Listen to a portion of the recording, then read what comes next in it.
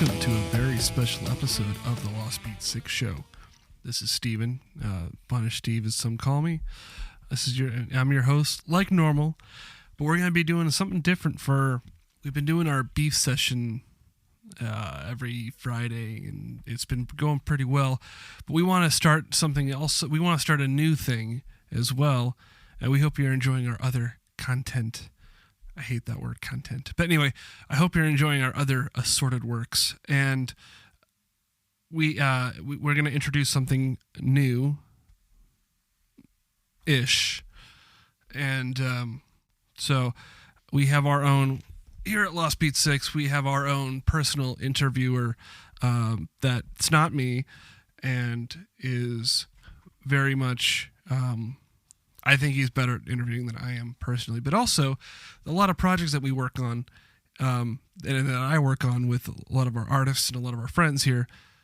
I can't really interview them because that would make no sense. It's sort of like stroking. It's like sort of stroking our own egos, and I don't like it. And I think it'd be better if somebody else who is a friend of ours could ask those same questions and ask get a better insight that normal audience would probably want.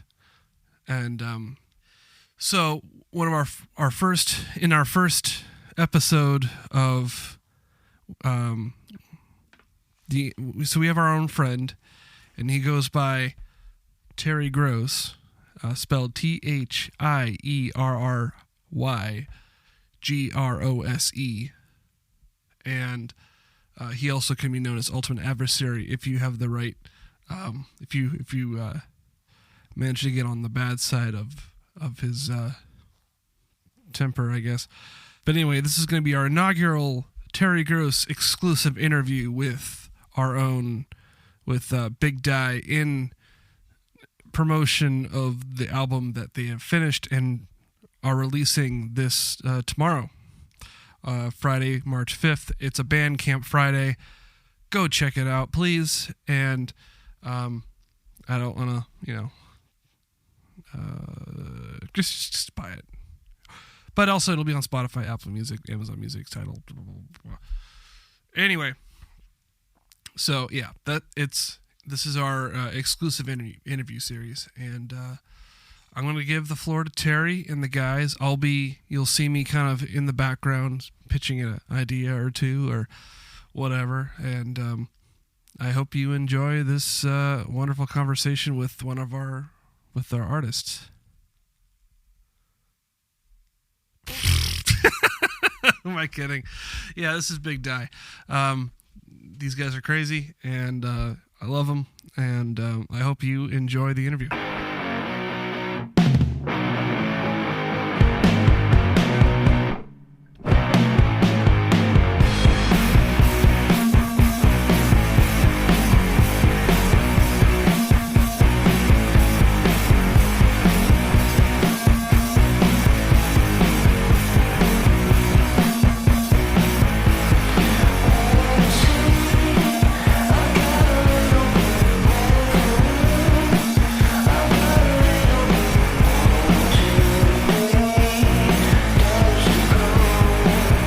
Yeah, I listened to the album last night, and I have to say I very much enjoyed it. I thought it was a pretty good experience.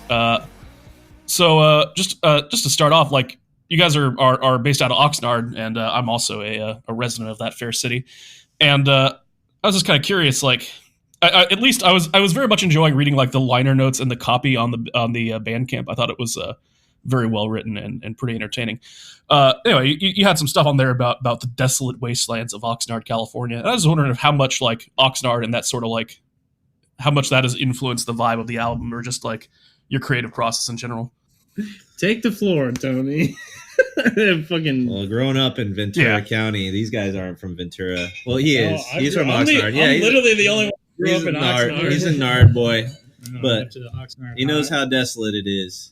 It's like, man, it doesn't suck, but yeah, it isn't. It's not a lot going on here, actually. Yeah, but it's good. It's like a chill city. I like it. It's got a weird vibe. Does it? It does have a weird vibe. Well, it ain't no Ventura. Really went anywhere in Oxnard. You live in Ventura.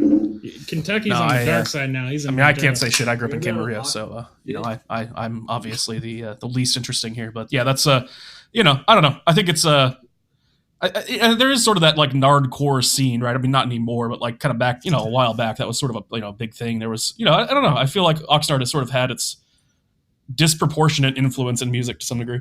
There's a lot of weird music. Like Adlib is from Oxnard. Anderson Paak's from Oxnard. You had the whole nardcore scene. Like it was a big punk rock town. Like back in the day. Well, boxers too, right? There were several big boxers like from Oxnard. The nardcore thing's still going though. So it's just a city of a lot of aggression and like there you go. To make music. What more could you want? Yes, I mean fucking yeah. Fighting and fucking going on in Oxnard. Yeah, brother. Come up north from Los Angeles, fam. We're fighting and so going on from there, you guys want to talk about any like past projects you've been involved in? I don't know. I think we're kind of all familiar from a different musical project, if that kind of influenced this one at all.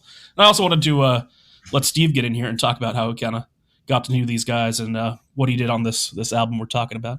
Oh, well, I mean, oh, sorry. Go ahead. No, please. No, please, I insist. No, please, I don't. Please go ahead. Thank you very much.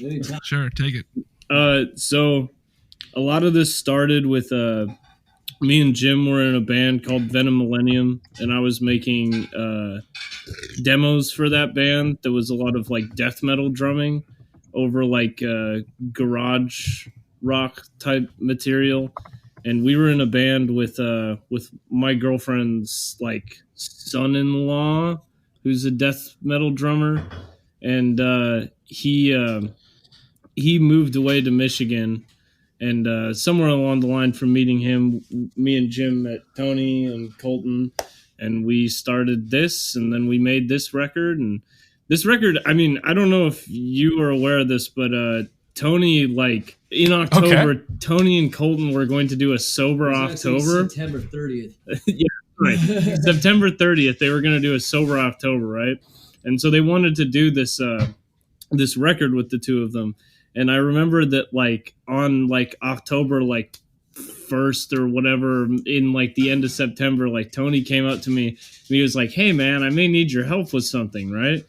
And so I was like, "Oh, for sure. Like, what is it?" And he's like, "Oh, well, me and Colton are making this record for sober October, and we could use your help on some shit." And I was like, "Absolutely, I'd love to get on it." And he's like, "No, you can't be on it. We just need you to help record the thing, and we're going to do everything." And I was like, "Well, yeah, I'd love to work out some of my engineering chops." And he's like, "No, you're probably not going to mix it. We just need you to record it."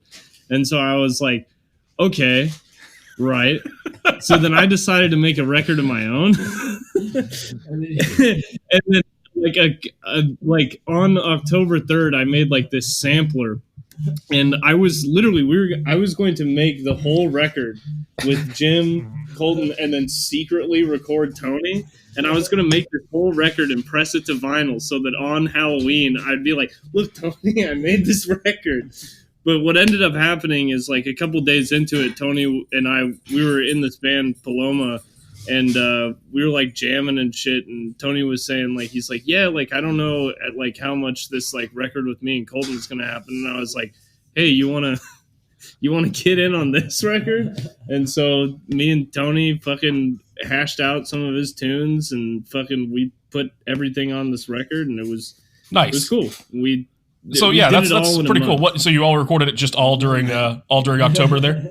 Yeah. But not just recorded. We wrote. Yeah, we wrote. We writing everything in October. Okay, yeah. It was all written. That's pretty impressive. I mean, I think especially like during the pandemic and all that, it's kind of like hard to get people together and shit for that. That's that works out pretty good. I mean, we all we streamlined it a lot. I think we spent the first week writing. Mm-hmm. And then the last 3 weeks recording and tracking and stuff. But yeah, it was really smooth. I mean, like I was going to have Steve knows my friend Robert Conrad, who plays drums. He's a fantastic fucking drummer. And we were going to have him record drums the first week. And then we were going to just start recording a bunch of guitars and shit. And yeah, fucking that ended up like totally not fucking happening. So I recorded like all the drums like in like the week rolling up to it, and then we did the live sessions for your stuff, and then we did the stuff for yours and Jim's tune, and like we just fucking powered through as much as possible and tried as hard as we could to get it ready to press the vinyl for Halloween, but we ended up coming up a little bit short on that mark. But we could have done it. We could have. We just had to make a lot of concessions. We had a rough mix by October 31st. No, we had a rough mix by like October 20. We did. We had it so that we could get it pressed. Yeah, but at that point, like I wasn't happy with like the mix and how it sounded. Fair I'm enough. still not happy. So did you actually get a vinyl pressing of the stud? Nobody cares. Oh. No, but I think that would be pretty cool. We should just do that. We fucking talked. We will. About it. We should have in October. Well, I mean, Steve has been talking about different ways that we could do that because he's doing the King Giz bootleg route right now, and so he's trying to like kind of start a relationship with like a record plant to see if we can do it, because the Bandcamp thing is like fucking, you need like 600 or 700 people to be interested, and it's like, yeah, well, that's not gonna fucking happen. I think they're still in beta too. Hey, let's just troll King Giz fans and have the like, you know, like a bonus track on their vinyl. Right at the end of this last song, just so, get a I'm little sure bit in that there. there's be some leftover time on 2-minute break, and then start right in. They'll be listening to the whole thing. Good night, you guys. Just be a random bonus track song. And they'll be like, go. I think this record is broken, and just snap it over their leg. Let's troll them, man. Come on, Steve. I mean, maybe, yeah.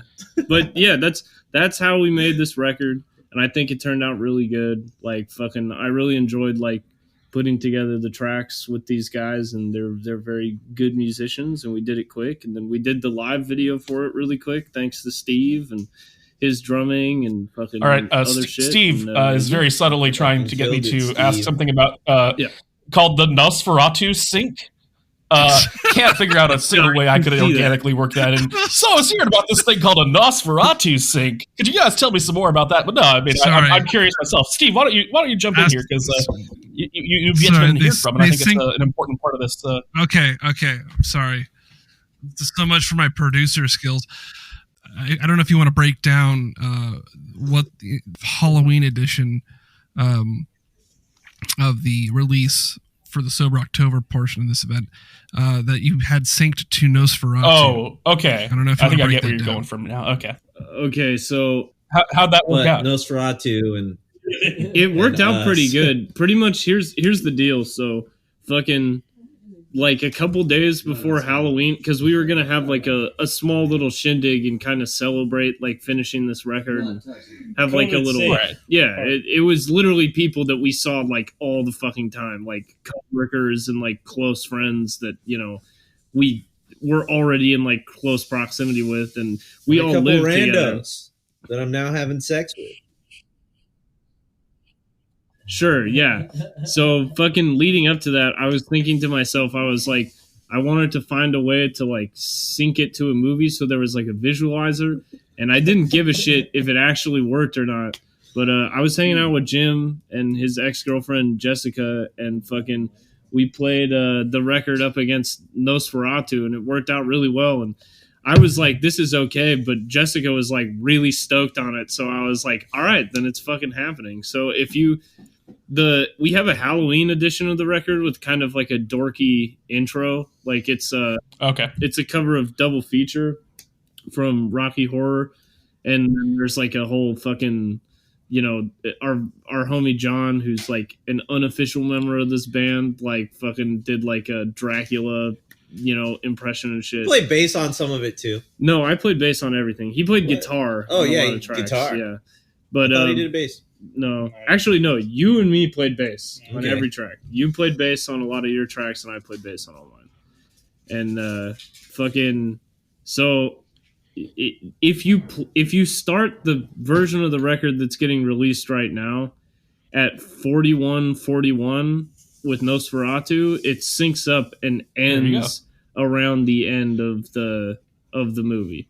and like the beats are loose, like because it's not like we fucking like went in and you weren't like, doing an alternate soundtrack to make sure Nosferatu. this matches perfectly. It was just like, but if you have a beer and you watch it, It's happenstance. You're like, oh shit, that looks good.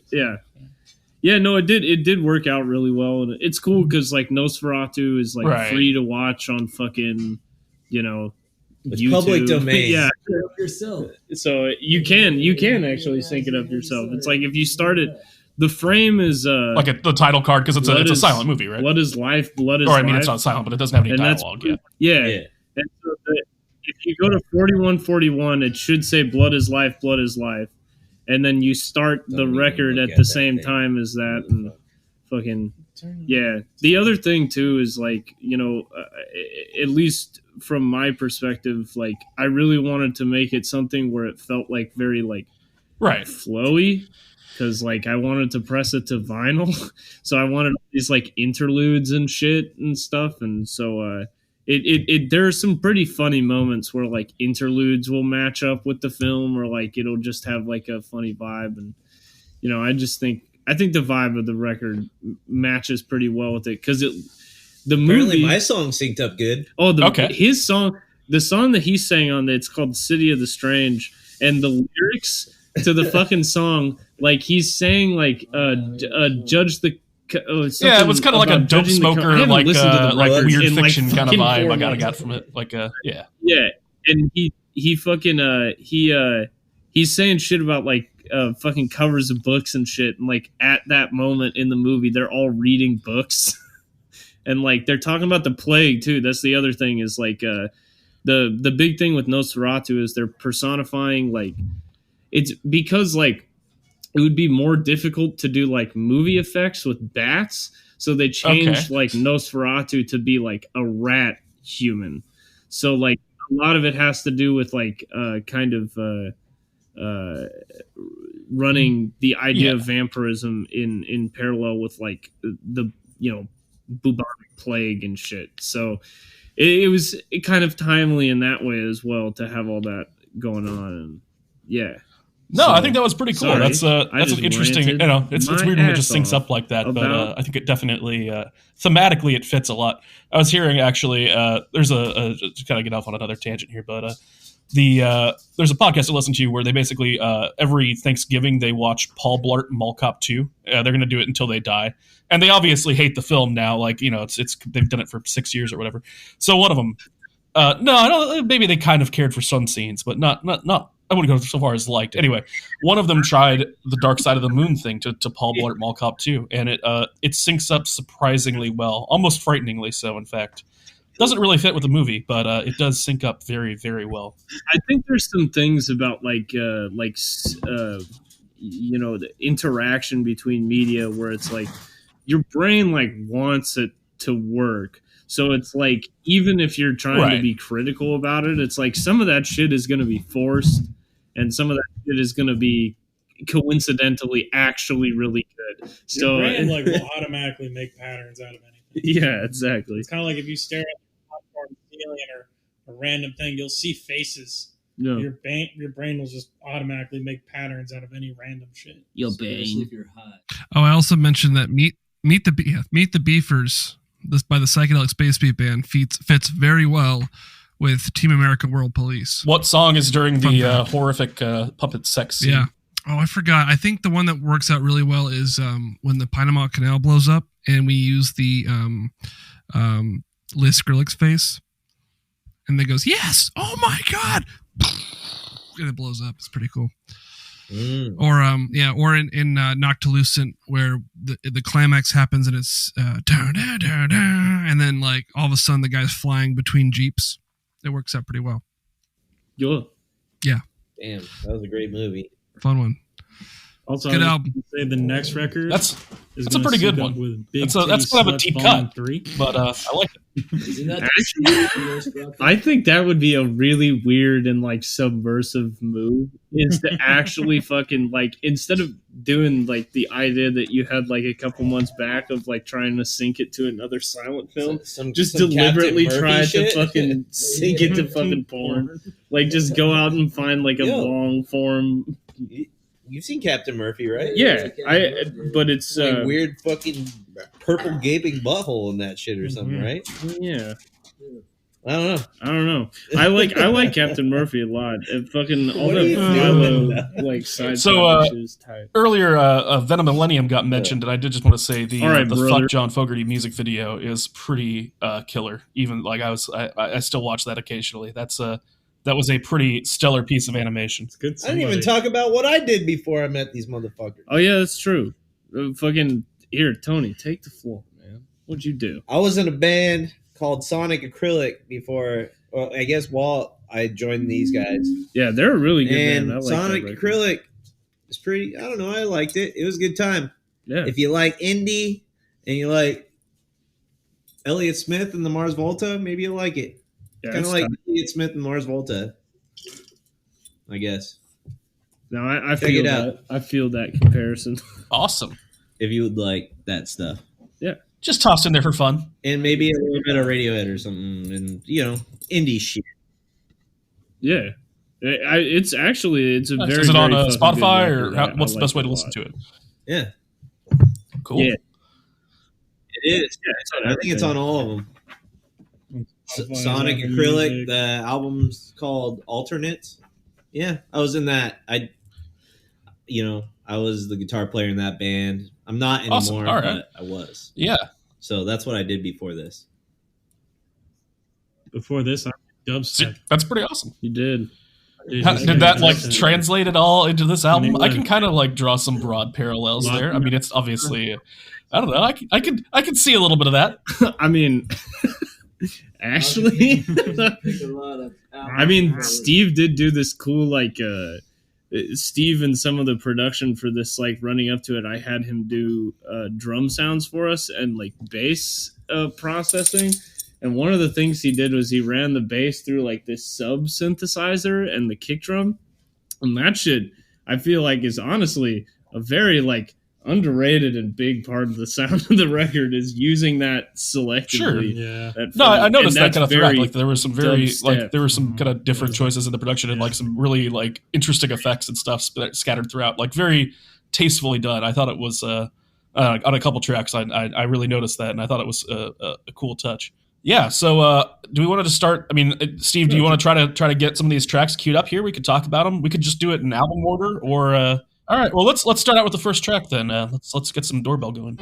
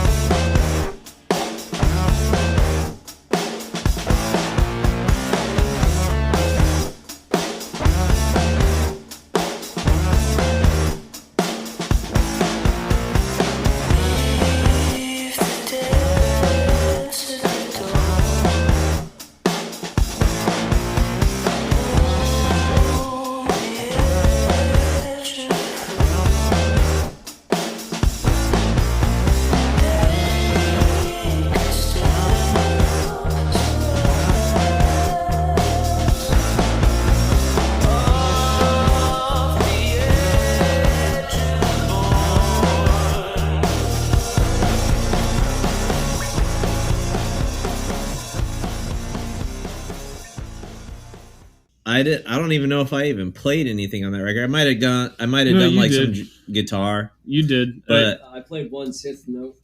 yes, two on Two that say- song. yeah, Two on that song. I probably played some guitar You did on that record. On that, You song did. You in played particular? guitar on that song. Jim played guitar on that song. but he wrote it all. Yeah, he came up I with wrote that whole song. Yeah. Honestly, with a lot of the songs on this record, it was almost like because we were doing it so quickly and it's like other people were writing it. So it's like a lot of the stuff that I played on, like I had no idea what the fucking song even was gonna be. I was just literally like, they're like, here's the part. And I was like, oh shit. He's like, play a solo. Do a goddamn guitar solo over this fucking. Do a different riff. one. I was like, Yeah. all right. And then you do it. And then they're like, all right, I'm going to go drink beer in the other room. And then they kept going. Yeah. That sounds lame. That is actually true. It was just That's how I played everything. It was pretty much me. Me and Kentucky Tony, were fucking like, yeah, just sitting at the desk, fucking pulling crazy hours, Nice. trying to get everything done on time. And For then what? For what? I didn't say overall. I kind of get like one of the bigger like just kind of like impressions I got Good from the one. album, or like what are the I don't know. How much was like Queens of the Stone Age kind of an influence for you guys on this one? Like I don't know. I got a lot of like kind of that vibe, kind of a different. I don't know. At least in the instrumentation and stuff. For me, I was listening to a lot of like the OCs and Ty Segall, Yeah. in particular. But I mean, I think we all loved Queen's Stone Age. I think a lot of what was actually going into this in particular for me was actually Deftones. Like, fucking, I was thinking a lot about Deftones, and I think Queens of the Stone Age is like an undeniable influence, like on me as a musician in Yeah, general. we just like those guys. And We like that shit. There is a lot of that comes through, but also like King Giz was a big one. Like we were talking about them a lot because Tony's a very, very big fan, so he has a lot of their stuff on vinyl. And, I mean, what else? I was really into like Deerhoof at the time. I was thinking about like his style of drumming because I was forced into that position. I was mainly just like the OCs. I was like, yeah. I also didn't want to sound exactly like the OCs. Yeah, no. But like, you know, that was Gotcha. kind of that was the soundtrack of my life at that time. Yeah. they won a one interesting anecdote. So the one, shut the fuck up. Anecdote. Fucking. All right, so Lake Monster, that riff towards the end, that's like one of the only things I wrote on the record. That riff was written the day Eddie Van Halen died. Well, also the That's cool pretty thing, awesome. First thing I played That's a good guitar track. after I heard. the cool And we thing- also have Van Halen 1 on vinyl, and we listened to that. well, Had to. I want to say really quick, just in case. I think the most interesting tune in terms of like its conception on the record is definitely that song, because it's like, oh Jesus, like fucking Colton had this riff that he was playing on guitar that was in B, and so we were fucking around with that, and I was like, hell yeah, I like really like that, so I recorded it on my phone, and then fucking we were talking about B-sides and shit. And Jim came outside, and I was like, here, write a B section of this. And he's like, you know, I actually have something that's going to work. And they literally, like, very similar feels. It had me thinking a lot at the time. We wrote that song in like 30 seconds. Yeah, it had me thinking a lot at the time. Stressed it out. Yeah, but it had me thinking a lot at the time about, like musical synergies between people. Like, how fucking like Colton had been fucking around with that idea for a while, but Jim, like, just out of coincidence, like happened to come up with something that really fit that groove, like in a very similar way. And it had me thinking about like how musicians like match up like that in a lot of ways. Like I really liked the way that track kind of formed, because of the ease of putting that together and stuff. It's like fucking we were really able to kind of phone it in on that in terms of like the thought process on like the skeleton, because the two riffs are really strong on Very their cool. own, so it just Well, kind of worked itself out, you know. Yeah, you wanna here give us something to listen to on here, that Steve. song.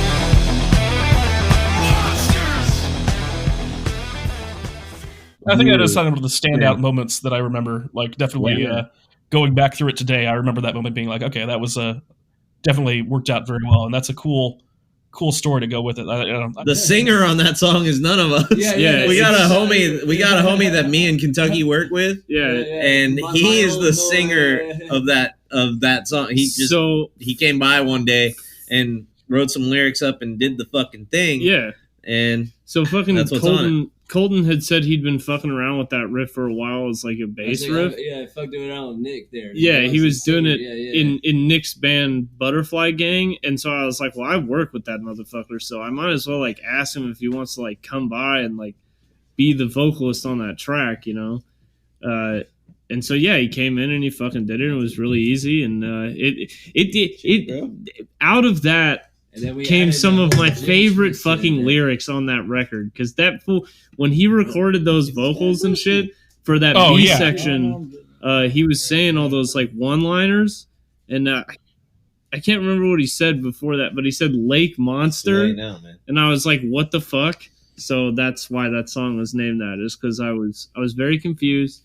And he had a great sense of humor about the whole thing, and I think it came out awesome. I love. Honestly, I only know the working titles of all these songs because I haven't thought about this record since October. I know, for real, and I haven't listened to it since October. I've been trying to push it to the back of my mind since the end of November. I don't know what what were some of the working titles for some of these tracks? Like, what was just out of curiosity? Titles. Yeah, I don't. There's like. There's a song. All the songs. There's like. I mean, I guess it seems like most of the working titles ended up being the titles. Colton's Gotcha. Celtic Jig was the name of Lake Monster. Tony's tune, City of the Strange, I think was called Omar. Yeah, we called that one Omar. Yeah, and then fucking, I think most of them are. What about Riffer? Riffer is no longer referred to as Riffer. It's like, please somebody tell me I'm not driving or some shit. It's like a fucking pop punk title. Yeah, whatever that song is, that song was called Riffer for the longest time. And then there's a song called Droner. I don't know if that's still called Droner. I think Droner is still Droner. I'm not totally sure, but I'm pretty sure. It's called Deliberately Walking into Quicksand. Oh yeah, that's right. Yeah. Cool. Yeah. But yeah, no, fucking, I don't know. The working titles are definitely the better way to remember it for like most bands. That's all I know is the working title. I don't know, like I couldn't tell you the name of any of the tracks. Yeah, if we were to write like a set list for this, it would definitely be more conducive to just write the fucking working titles. Yeah, nobody would I wouldn't even know. See, I didn't even know that fucking song had changed names. I forgot that even happened. You changed it. Working title. I did. No, we changed it that night with Tony. This guy changed it to answer your question. I did, but yeah. Because obviously, like I said, all I know is the working titles, and Jim just said he didn't even know the fucking names of any of the songs. Yeah, that's true. Jim just knew. Jim just knew. Boom, boom, boom, boom. He got Omar'd for real. Yeah. He got like, hey, this little piece of music, play something to it. Like I didn't even get to like, it wasn't even like play this part and then listen to the track and then play this part and then listen to the track. It was like literally like, okay, I'm gonna put you in 4 bars, play this part. Okay, that's good enough. Play it again. That's good enough. Okay, now let's go like 30 seconds ahead. Play this part. Here's 4 bars. Go in. Do it again. Yeah. Change your tone. Okay, now here's the end of the song. Play a solo. Yeah. Like make noise, and I was like, that is how it goes. Do something very like improvisational. You're done. Go to next. You know? Yeah. Well, I mean, considering our time constraints and everything, we were trying to do this as quickly as possible, so there wasn't a lot of room for like conceptualizing something to someone else. Like, hey, it should be like this. It was kind of like, hey, man, just do what you feel. And if it works, it works. If it doesn't work, we're going to move on. Yeah. And I also feel like with everybody who like put stuff into it, it was kind of like they were so focused on it and it was just like, it was about their idea, you know, and everybody who put an idea in got to really realize that idea rather than have a bunch of people being like, oh, well, you know what? Maybe we should switch this around and do this and that. You know, there wasn't a lot of that. It was more. Yeah. Like, I do think. I think that the method. It was a succinct record. Yeah, I think the method of putting together something that quickly is like, it's very good for being able to actually like kind of to actually be able to to not overthink it like as you're doing it, because if you are like allotted the time to kind of like start to pick it apart, it does become a little bit more of like a, do we really like this? And, Yeah, I mean, I but feel having way that now, creative but, restraint do of I the time really pressure, like- like okay. But you forcing like you to it. make creative decisions that you just can't waste time on, like analysis paralysis. You just kind of have to like make a decision and run with it. And there's I think that's something interesting to that. I think that a lot of really interesting It's creative very- works are often very much influenced by those creative constraints. It's very honestly, I feel like in the moment I would have preferred to like not like the material as much, because like if we didn't like the material as much in the moment, I don't think I think it would just be like, all right, it's out, fuck it, and like we moved on. But Listen, like, Terry, we get to hear it the way everybody else gets to hear it, because me and Jim in particular probably haven't heard a single piece of music No, from no, that thing I mixed it. since Right. yeah, you like mixed them, but, December. If not, for me, last time I heard anything from it was on Halloween. yeah, I haven't heard. I much of haven't. it I have yet. not It heard hasn't anything been from it. since I don't the know year, what right? I don't know what it sounds like.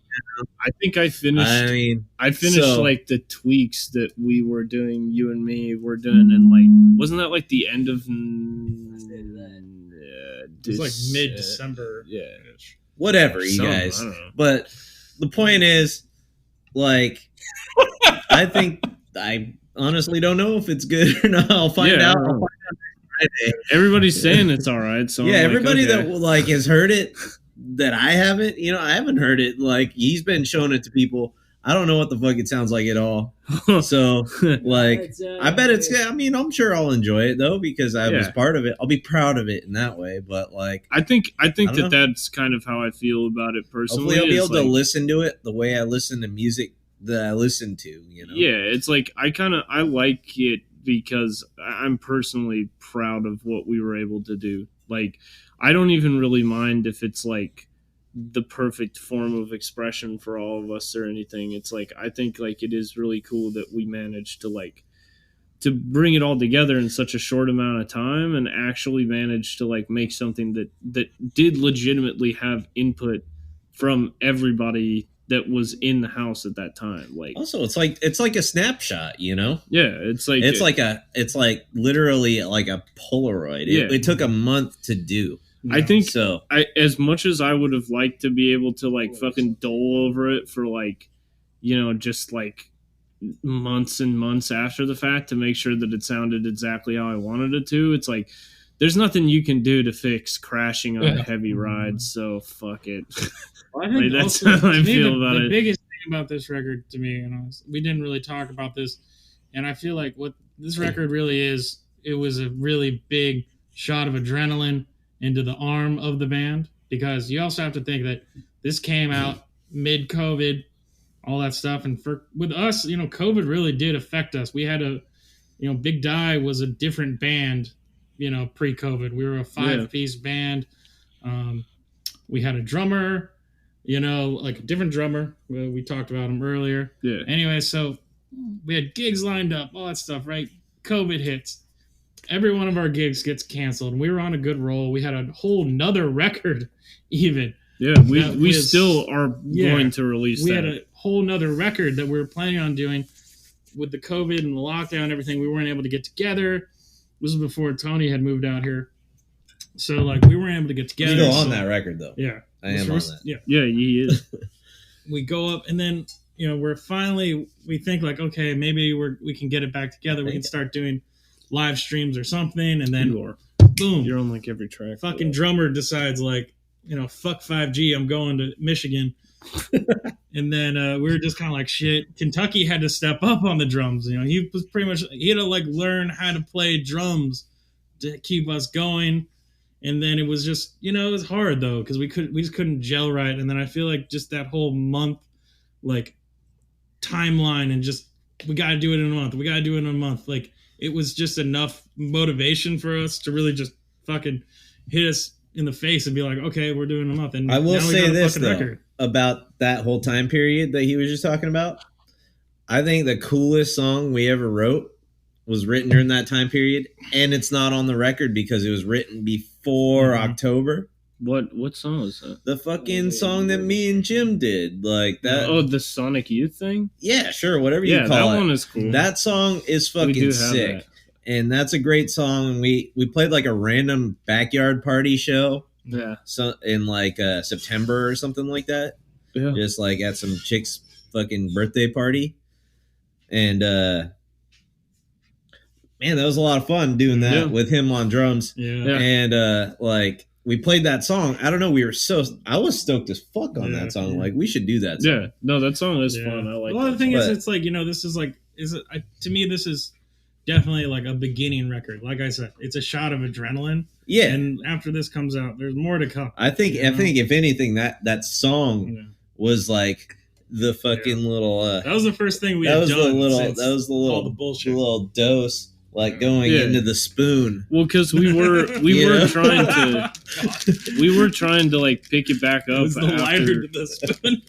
Yeah. Yeah. God, heroin references. Well, we were trying to pick it back up, and I think like there was a lot of shit that we were happy with when we were making music with David that kind of like felt like it was gone, and that we had to kind of like start from scratch. And I think it is cool that we did do this, because it's like it's made me think about how this group like operates a lot differently. You know, it's like fucking, I think like in a lot of ways, like I said, like me and Jim have been in like bands before with like different people, and it's always been like kind of like a weird like dynamic where we don't get to like see each other a lot, and it's like we're very like oh god, the cops are here.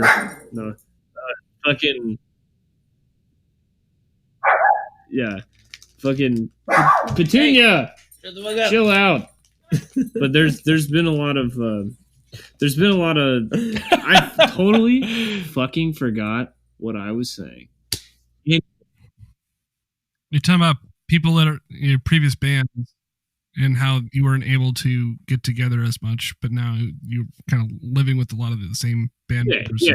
Now we're in like really close proximity to each other, and it was nice to actually kind of like cut off all the proverbial fat in that situation. Like there was literally nobody involved that like wasn't immediately available. Like it was all people It's that true. like literally were There every day. a fucking spitting distance away from everything that was going on. Like, and so it made it really easy to kind of like to actively communicate and like unify behind like an overall idea. And I would Common like for goal. that to like continue to happen. In fact, like me and Tony were just talking today about like how like we kind of want to move forward like with making music as this group, because like there is a lot of like potential there, and like we want to see like how we can actually like manage to like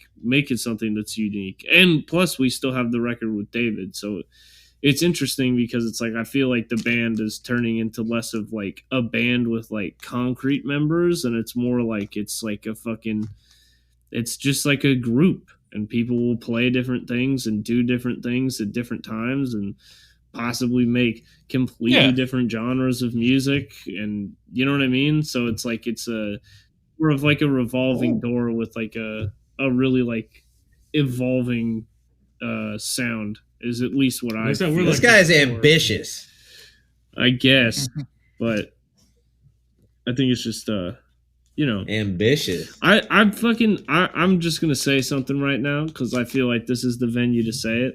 I've known Jim for a long time, and fucking we're very close friends, and I love this motherfucker, but I love all you motherfuckers, and like without David and shit and like meeting you guys, it's like I feel like shit would be a lot different. I'd still be like driving over the fucking mountain. We'd still be driving over the mountain to do like anything creative. Yeah.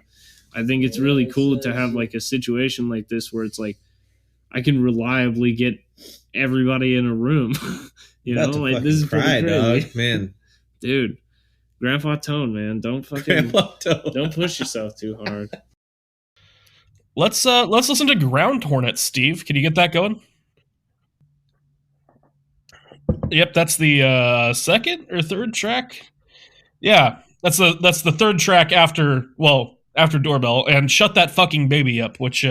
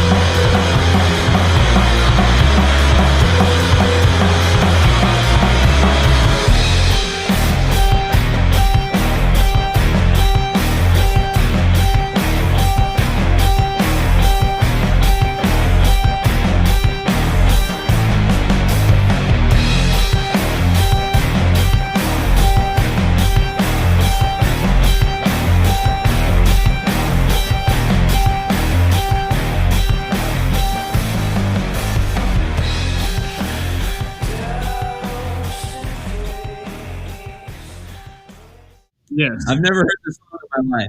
that actually, before we get into the track, I did like, there were a couple little interludes throughout the album. At the end of a Lake Monster, I think there was another one where someone was talking about scatting and woos. Yeah, that was pretty good. Oh yeah. Yeah, that was me, Tony, and Will out on the porch behind the house. And Will's our secret member. He writes some lyrics. He wrote like grab bag lyrics for that I used on that song that Steve just played. Among others. Yeah. So Will is our unofficial member. But yeah, we were just shooting the shit. Who are you? Fucking I just had a phone out on the table around that time a lot, trying to pick up on conversations and Pretty cool. Yeah. whatnot. This is all on the same papers. All right. So yeah, that track I thought was pretty awesome. A pretty like strong start to it. It is in fact apparently the album cover as well, as I can see. It's a kind of a terrifying photo, to be honest. Oh shit. Oh, that's a lot of hornets in the ground. Yeah, Dude, I took that photo. Yeah. I mean, that's not a lot going on. Yeah. I mean, yeah. Yeah. Let's hear it. Hey, I'll tell you the story about that picture if you'd like. Okay, so before working with Kentucky, I work at a guitar company now with Kentucky. And before that, I worked this job where I was like, my boss liked to say we would harmonize the urban wildlife interface, which is pretty much like we were like some extreme landscapers. We'd cut like fire breaks and shit. So, and we'd maintain creek systems and stuff. I'm always talking about it. You know, the urban wildlife interface.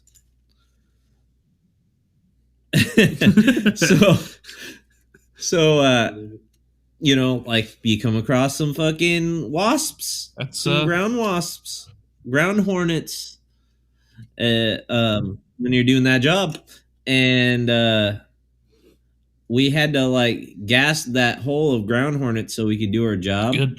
And so those are all dead. I don't suffer wasps, hornets, that shit. I'm not a fan. I was in Arkansas last year, and we had like a boat tied up to shore, and we were like pushing it off the shore, and like a tree branch like brushed up against the like the cloth top of the boat, like the bimini or whatever it is, the sun cover, and knocked a fucking wasp nest into the boat. It literally hit my mom on its way down, and then there was just a fucking wasp nest in the boat. Yeah. I was about 2 seconds from jumping off the boat before we actually like tossed it off with an oar or something. It was pretty terrifying, Terry? Honestly. It was an intense experience. That's like fuck the South because they have shit like that. Joke. Fuck that shit. Do we have Steve? You gotta listen close again. Okay, cool. I'm glad we're no. It's politically correct to say fuck the South. Yeah. Oh yeah, I love the South. My mom's I don't mean the fauna and flora. Yeah, no, they had fucking water moccasins as well up there at the same property. The house is always getting infiltrated by wasps and shit. It's crazy. Yo, I love the South. I got a lot of family out there, and every time I go out there, I enjoy myself. Was more strongly considering moving to Arkansas than anything else I could consider, because that area that they're in is actually like pretty nice and shitload more affordable, and you know. Hey, my family lives in northern fucking Louisiana. Yeah. The They're top in of the Northwest boot. Arkansas now, but I have family all throughout Arkansas and stuff. I had family that lived in Little Rock for years and years. All right, you got anything track you want to close with, or you guys got anything you want to wrap up with? Any questions you wish I had asked that I did not ask? Hey, don't ask anything about the songs that I wrote. Okay. Fair enough. Okay. All right, sounds good. That's what it is. Okay, we will not. You heard my question or what I said, right? My conditions. Yeah. What track would you like to listen to? What should we go out on? I don't mind. Whatever. Hey man, let's listen to Don't Burn because that song's the best. Okay.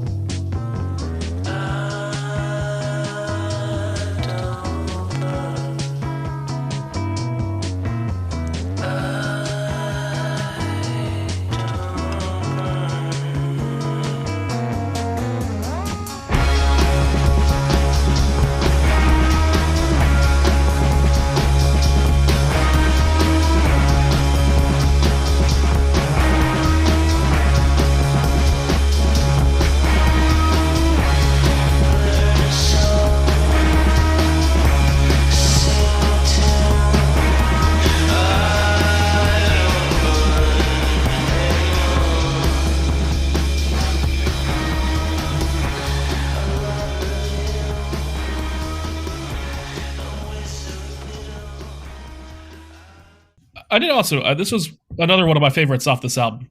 I do have to say, I did like that one. I like the. I did in fact write a note about it being good rock and roll music, and having a grindcore interlude. Yeah. And I like the That is chill a group good space. rock and roll song. Thanks, man. Yeah. On that song, I just wanted something that kind of felt like it Dude, was. we had just listened to the New Abnormal, man. He was listening to that shit all the time. Yeah. Shout out to the Strokes, Julian Casablancas. Well, You're my boy. I wanted something to feel You like thought I was gonna say it. I wanted something to that felt like it was. It started out sounding really shitty and small, and progressively got bigger. Yeah, and that is that kind of like the influence behind those like synthy drums at the beginning. I kind of got like almost like a like Have a Nice like the Death Consciousness like holy fucking shit 40K vibe where it's like that kind of like bleeps and bloops synthy drums there at the beginning. Yeah, I wanted it to sound. Everything is very like frequency restricted in the beginning of that song, and it gets more and more like stacked until we get to the end, which is obviously like big wall of guitars and like vast shit. And that was kind of the idea. Is like when I did the sampler, that was the idea, as well as like. Sorry, the dog is wanted digging to, like, into a make- bag that she should not be into. By the way, if I didn't make, no, I'm saying like when I made like We would that- have never known, dude. that 10-minute sampler of each track. Oh, Like where I made like short like mission statements for each song, and that was like the mission statement for that one was like the idea of going from something that sounded very small and very tight and unintimidating to something that felt very big and very like hulky and berry. That's why you it's the best song, man, because it has the most. That song, I think, was the most artistic, first of all. I mean, yeah, I think that out of everything, it's like Probably had the best concept. actually you want me to. Because this is probably actually a very good way to quickfire every track that I wrote personally, right? So Doorbell, I started because I wanted to make an intro that smacked you in the face, and I wanted to make a guitar riff that sounded like somebody clanging on pots and pans. So that's that one. And then the second one, Ground Hornets, I wanted to make something that went from being like skate punk to like Rage Against the Machine. So that was that one. And then fucking, what was the third track? That's your track. Which one? The Riffer, which we wrote Riffer. together. We wrote together. It was great. It was like after, OCs. Yeah. well, it was after a Paloma band rehearsal, and so we just like, ran through, and like he played bass and I played drums. And then the fourth track is I Don't Burn, which I just explained. The fifth track is Lake Monster, which is Jim and Colton's riff, which just kind of worked out well, and those two riffs like worked really well together. And we threw them in the session, arranged it, and that was all good. 6th track is I Want to Do Drugs with John Dwyer, which was something where I wanted to make like a very thick wall of guitar play. So it was like trying to play with the idea of going with something that already felt really thick and trying to make it working thicker. title for that? It turned into, a couple things. It turned into I Want to Do Drugs with Ian MacKaye, and now it's just I Want to Do Drugs. Oh, right. Okay. So now it's like you're featuring. Can't put with somebody in Spotify or else it'll like. Yeah. It thinks it's a collaboration, which could be fun. It's all about playing with guitar thickness levels, pretty much. And then Droner and City of the Strange, those were both Tony's tunes as well, which was the same thing. He wrote guitar riffs. We recorded them in the room with the drums. And then Money. Wait. So, like, Droner. Yeah. That song. Oh, yeah. Explain. That song. Deliberate walking into quicksand. Was the OCs. Yeah, definitely. With, like, the echo outro and shit. The OCs. Yeah.